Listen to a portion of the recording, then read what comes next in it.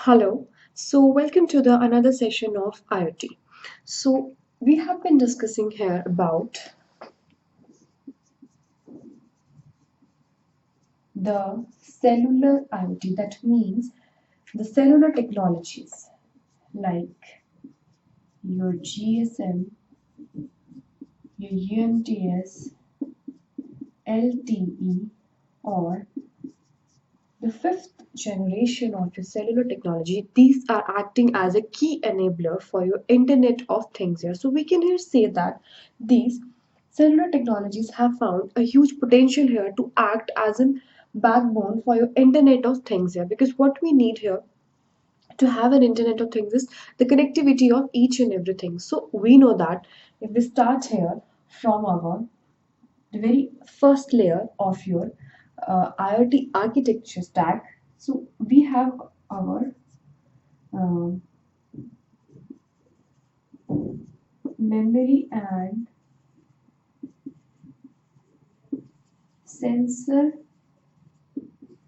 based devices here.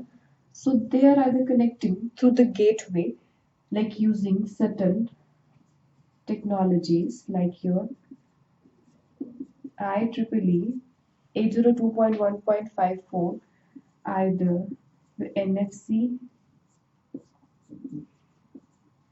or low Bluetooth energy here.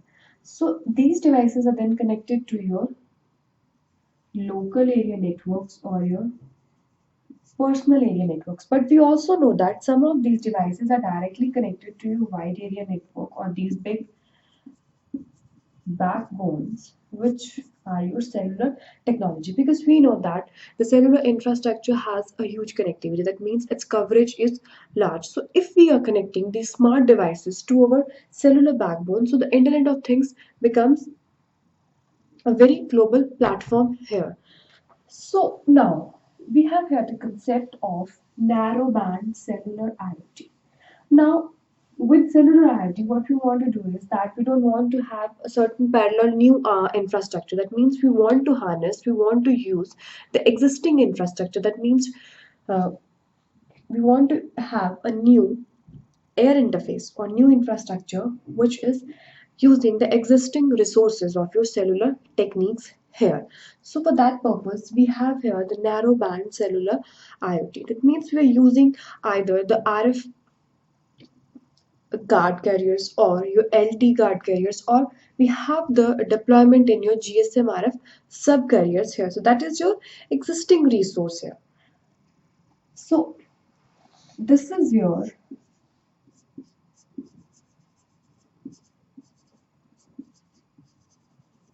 narrowband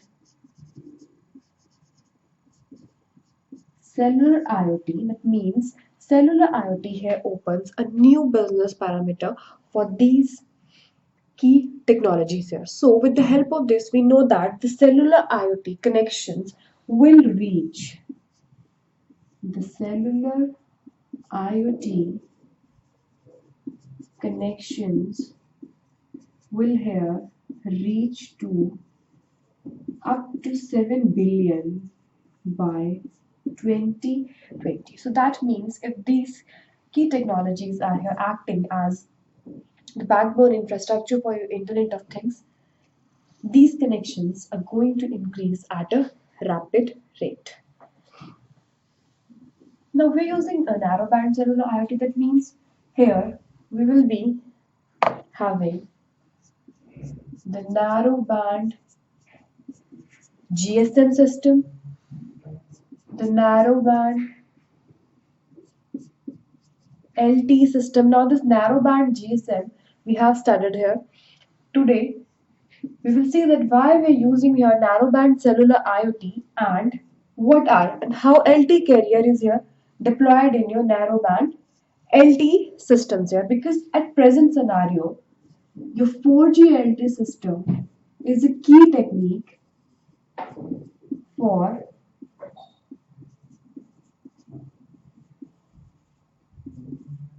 Internet of Things here.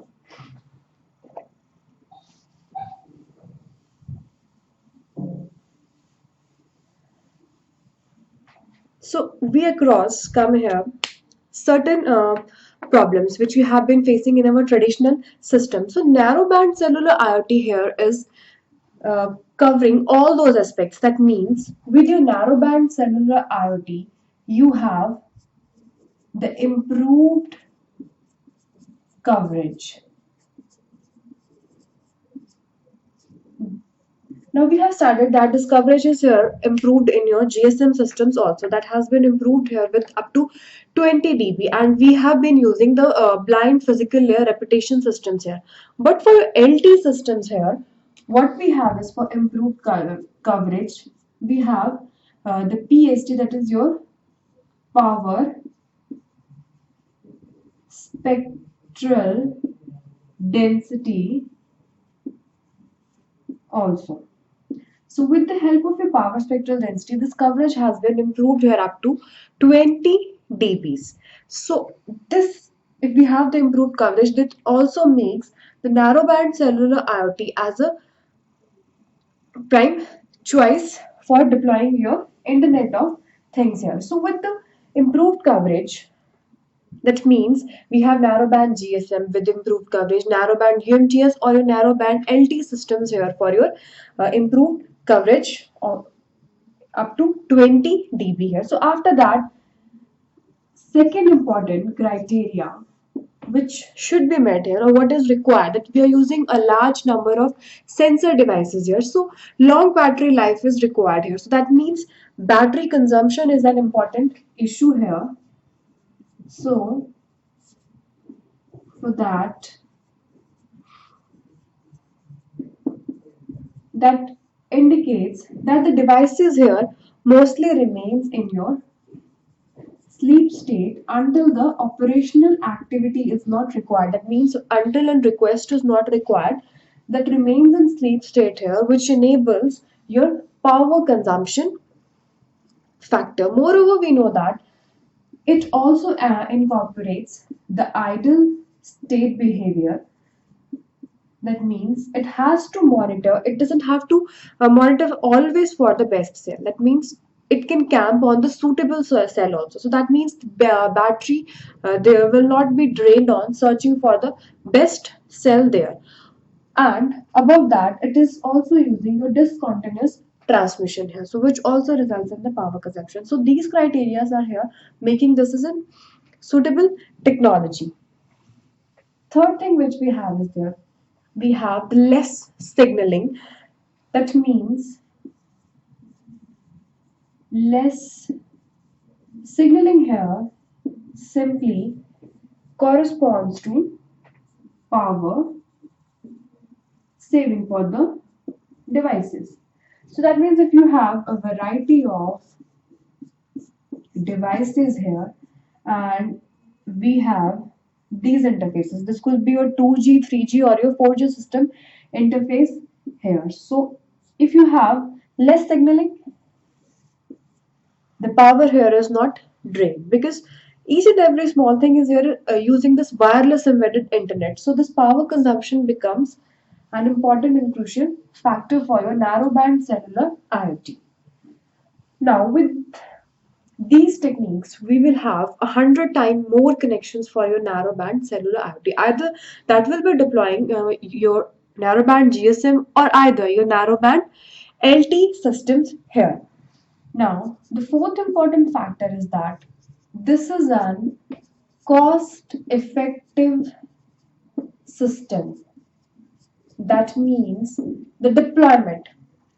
Every time when we want to uh, have a new infrastructure for a system, so we always try that the system should be cost effective. So that means the deployment here for the radio access network for your cellular IoT should also be cost effective, because what we will have here a single RAN, that is a single radio access network, which will be used within a particular premises of application. So that will be either utilizing your GSM, your UMTS, your LT, or your fifth generation or your 5G technology. Now, after the radio access network, it says that it has low band. For the cellular operations, lower band is required. That means 700 megahertz to 800 megahertz is here required for your LTE systems. 850 to 900 megahertz is used here for your GSM or your UMTS systems here. So we have low band for the deployment of your narrowband cellular IoT. After that, the bandwidth criteria is also effective. That means we have low bandwidth for each of the deployment. Now, for example, first of all, if you have your narrowband GSM, so you will have GSM subcarriers here like this.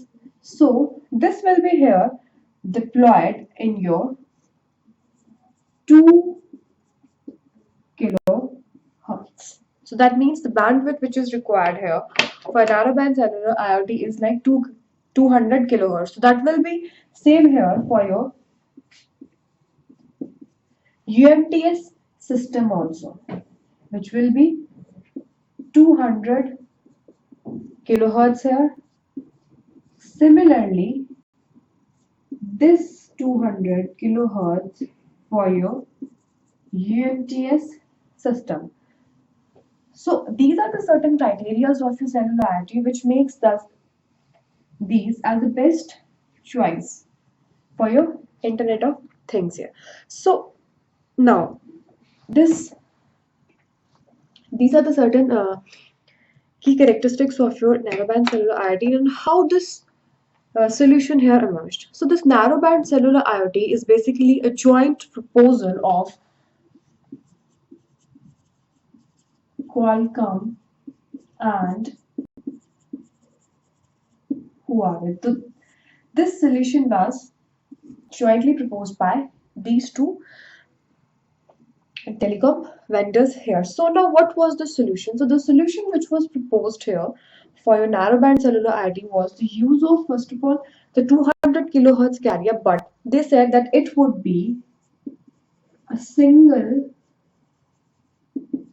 carrier which will be based on your FDMA modulation. That means we will be using this FDMA for your uplink also and your downlink also with your 200 kilohertz channel bandwidth. Now, with your narrowband cellular IoT, we have narrowband LT. That means the deployment in your LT carrier here. So it will be using your narrowband OFDMA. Now, what is the advantage here for using this FDMA single carrier modulation for your uplink and for your downlink? So, for your uplink, this solution here is supposed to give an effective measure on, or we can say that for uplink, it is used here to minimize the consumption of power and the cost of the device, and for downlink the system is supposed to here provide an effective usage of your bandwidth. That means high bandwidth efficiency is required here for your downlink. So this is a joint solution proposed by these two here, which is utilizing here the single carrier FDMA based modulation for your 200 kilohertz channel. Now we have here narrowband LT, separately narrowband LT, as we have studied narrowband GSM also here. So for narrowband LT, we have this solution is proposed by Ericsson here. So how this deployment takes place? Now this will be your mobile network operator provided channel. So these will be your different subcarriers. So in LT, we have LT physical resource blocks. We have LTE resource blocks. There could be your LT adjacent channel here. So this is your frequency and this is the power. So here we will have the deployment for your 200 kilohertz LT guard band. So in LT, this deployment basically takes place in the LT guard band. So there are alternatives also for this deployment, for a narrowband LT deployment. That means it could be either your standalone operation, or either it could be your guardband deployment, or this could also take place inside your RF carrier. That means this will be here your in-band deployment. But basically, for your narrowband LT, this takes place inside your 200 kilohertz guard bands.